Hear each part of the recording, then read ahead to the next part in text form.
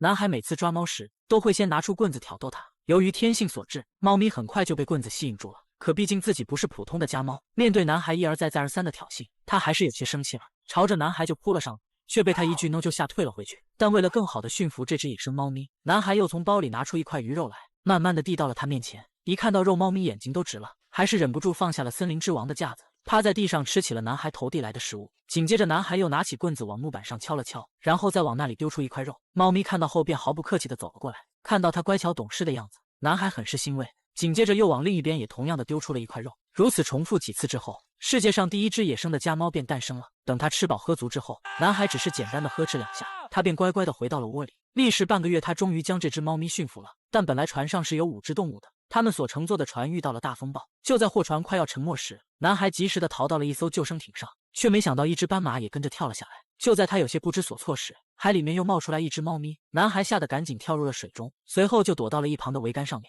可水里面毕竟还有鲨鱼，见猫咪不在，男孩就想爬到船上来，却没想到船舱里面又钻出来一只猎狗。这下可好，又多了一个吃肉的家伙，他又只能躲回到了桅杆上面。好在猎狗有些晕船，一时半会也拿自己没办法。突然，男孩好像听到远处有什么东西在叫唤，循着声音望去，没想到竟是一只狒狒。随后善良的男孩便将它救了上来。就这样，他和几只动物开启了流浪之旅。可食草动物和食肉动物在一起，必定会掀起一场你死我活的斗争。猎狗先是把目标瞄向了威胁最大的男孩，可男孩手里的木棍让他毫无办法，急得四处乱窜。于是他又将目标转向了受伤的斑马。虽然男孩和狒狒极力的呵斥，但斑马还是没能逃脱被吃掉的命运。因为要时刻提防着猎狗，所以男孩整整1晚都没有合眼，还差点掉进海里淹死。等他清醒过来时，猎狗也冲了出来，而一旁的狒狒早就看不惯猎狗残忍的做法，一棒槌就把他敲晕了过去。可就当他松了一口气时，猎狗又冲出来一口咬住了他的脖子。没想到这个家伙刚才是装晕的。等男孩上前查看时，狒狒早已经没了动静。愤怒至极的他冲着猎狗叫嚣着，没想到这时猫咪却从船舱里钻了出来，一口就咬死了猎狗。男孩见状，赶紧把一旁的救生圈丢了下去。好在由于船体太滑，猫咪一时半会也爬不上来。随后他瞅准时机就跳进了海里。就这样，他唯一的生存空间也被猫咪霸占了。可看着水里的鲨鱼，男孩知道这样下去也不是办法，于是趁猫咪睡觉时，跑到船上想偷点物资出来，结果却发现了一个意外惊喜，满满一箱的食物。紧接着他迫不及待地便开吃起来。这是男孩被困以来吃的第一口食物。吃完后，他又悄悄地将罐头转移到了木筏上。就在这时，第5只动物老鼠出现了，还不等他惊讶，猫咪也闻声扑了出来。好在船舱的帆布卡住了他的爪子，可好奇的男孩竟想要上去和他打招呼。猫咪见状，直接从船舱的另一头钻了出来，而老鼠出于本能对猫科动物的恐惧，便爬到了男孩身上。没想到男孩却直接将它丢给了猫咪，自己则顺势回到了木筏上。可一只小小的老鼠，猫咪哪里吃得饱？还不等男孩离开，它就追了上来。好在这里不是森林，猫咪施展不开，才侥幸逃过一劫。可男孩知道，等船上的动物被他吃完，迟早就会轮到自己，在这里坐以待毙根本就不是办法。于是他先写下一封求救信，放到瓶子里，随后再抛向大海，希望有路过的船只能看到，然后再拿出先前找到的海上生存手册，学习上面的生存技巧。幸运的是，他还在上面找到了如何和猛兽相处的方法，那就是要建立属于自己的地盘。第一步，先是选择一个风浪比较大的时候，让船只不断的晃动起来，使猫咪陷入晕船的境地，同时还要一边吹着口哨，然后再不断的重复这个步骤。这样以后，每当猫咪听到哨音，就会联想到晕船的不适感。果然，此时他已经有些迷迷糊糊了。Hello, Richard Parker. Sorry about the choppy ride.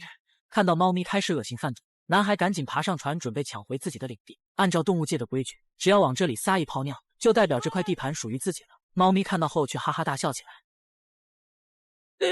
跟我比撒尿你还是嫩了一点。眼见书本上的方法行不通，男孩就决定尝试一下自己的方法，那就是将其当成宠物来喂养它。虽然这个家伙有足足200公斤，但终归还是一只猫咪，是猫咪就能被驯化。它们不都喜欢吃鱼吗？那就投其所好。可抓了半天，男孩连一个鱼苗都没抓到。眼见这个人类靠不住，饥肠辘辘的猫咪索性自己跳进了海里。可它爬树还行，在海里抓鱼还是差了一点。男孩看到后，在一旁止不住的大笑，却不料下一秒，猫咪竟转头朝自己游了过来。现成的食物就坐在那，自己还抓什么鱼？男孩见状，赶紧把渔船拽了过来，随后就立马跳了上去。为了防止猫咪借助木筏爬上来，他又赶紧将其收回到了船上。猫咪也万万没想到自己只是去抓条鱼，结果水晶就被偷了。紧接着，男孩又找出一把斧头，想要杀掉猫咪，但看到它可怜巴巴的样子，他还是没忍心下去手。毕竟在这茫茫大海之上，他是自己唯一的伙伴了。男孩还是决定把水晶还给他，便扔下一块木板让猫咪爬了上来。为了能活下去，他们应该和平共处，共同度过难关。第二天，就在男孩计算着自己还剩多少食物时，一条大鱼就上钩了。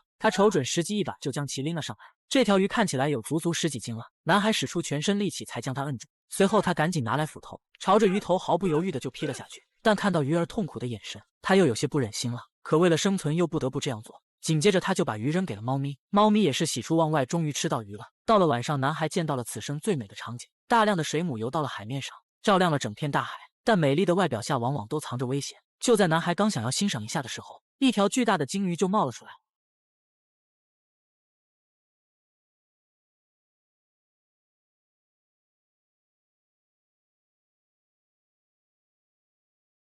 掀起的海浪直接把男孩冲进了水里，与之一起的还有他仅剩的食物。第二天，饥饿的男孩偷偷的跑到船上，想要搜点物资出来，却不料下一秒一条鱼径直砸到了他脸上。当他转头望去，只看见无数的飞鱼正朝他们袭来。不愧是主角，换成旁人早就饿死了。猫咪看到后马不停蹄的就张开了大嘴，吃不完根本就吃不完。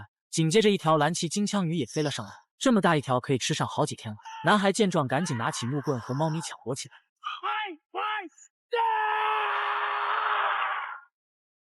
强大的气势竟真的吓退了他。猫咪看到他如此勇猛，也是心生畏惧，便跑到一旁默默地捡地上的鱼吃。男孩见状就决定要彻底降服他。等到船上的飞鱼被猫咪吃完后，他便拿出了自己一直舍不得吃的金枪鱼，随后就利用食物慢慢地驯化了它。一人一猛兽也终于迎来了和平共处的一天，但同时他们又不得不面临一个新的问题，那就是如何回到陆地上。这天海面上突然出现了一艘轮船，男孩见状赶紧拿出信号枪来，可由于距离太远，轮船根本就没注意到。即使他打完了所有的信号枪，最终也没等来救援。日子就这样一天天的过去。虽然男孩终于建立了属于自己的地盘，但长期的漂流让他已经渐渐的分不清现实与梦境了。他会时常在水里看到一群动物以及自己的女友，可灾难总是不期而至。一场巨大的风暴以毁灭之姿袭来，承载他们生命的渔船就像一片孤叶，只能任由海浪将其掀来覆去。看到猫咪痛苦挣扎的样子，男孩怒斥上天。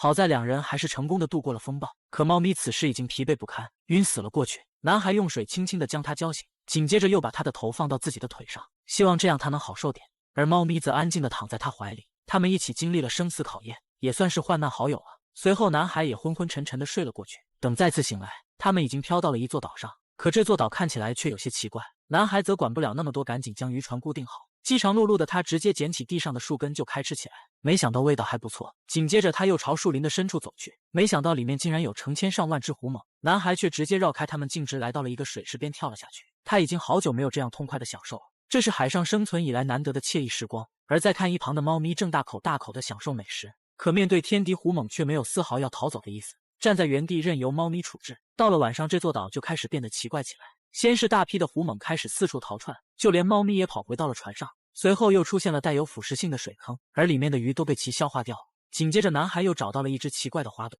掰开一看，里面竟然有一颗人类的牙齿。他来不及多想，以为这里是食人岛，第二天就装了满满一船的食物，带着猫咪离开了这里。但这里真的是食人岛吗？历经千辛万苦，他们终于到达了陆地。而猫咪下船后，先是伸了一个懒腰，随后便头也不回地朝丛林里面走去。男孩本以为他会好好的跟自己告别，可直到猫咪消失在视野里，他也没有等来这一刻。随后自己就被路过的渔民救走了。在路上他痛哭流涕，但并不是因为获救后的激动，而是想不到猫咪如此轻易的便离开了自己，连告别都没有。明明他们一起同过生死，共过患难，但故事真的是这样吗？这可是获得过奥斯卡金像奖的电影，它的深度远不止此。长大后的男孩又讲述了另一个版本，和他同船的并不是动物，而是人。那只斑马其实是水手，跳下来时摔断了腿，而狒狒是自己的母亲。那只猎狗是船上的厨师。开始所有人为了生存都相处得很融洽，可渐渐船上的食物越来越少，最疯狂的事情便发生了。厨师为了活下去，当即决定要杀掉受伤的水手。男孩的母亲见状想要上前阻止，却也惨遭厨子的毒手。